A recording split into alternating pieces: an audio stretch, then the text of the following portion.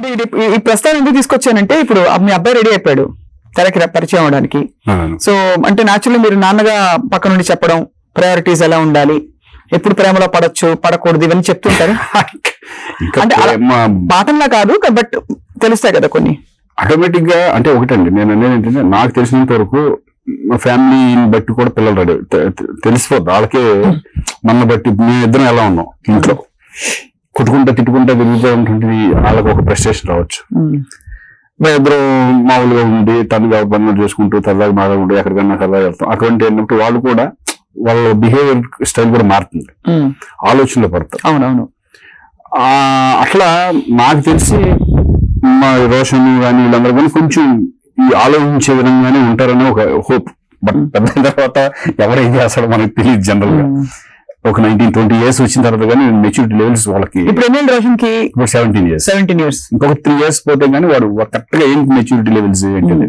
But ఈ లోపల ఏంటంటే అతను సినిమా ఇండస్ట్రీకి ఆల్రెడీ మొన్న రుద్రమదేవిలో చేశాడు.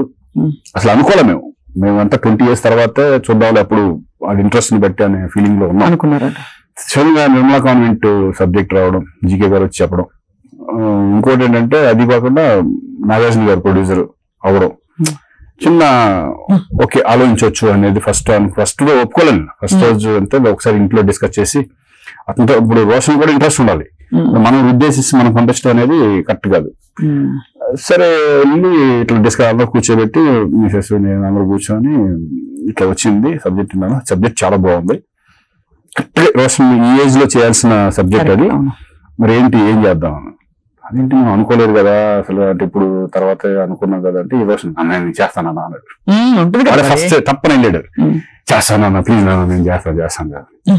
సరే అందరూ సరే ఇంట్రెస్ట్ ఉంది కదా మరి నువ్వు చాలా కేర్ఫుల్ గా చేయాలి, సిన్సియర్ ఇంకా ఏం చెప్తాను జనరల్ గా ఎలా ఉండాలి ఏంటి అనేది అట్లా చేస్తానంటే. మీకు ఎలా అనిపిస్తుంది చూస్తే నాన్నగా? మేము ఇంకొక స్టైల్లో చూస్తాం.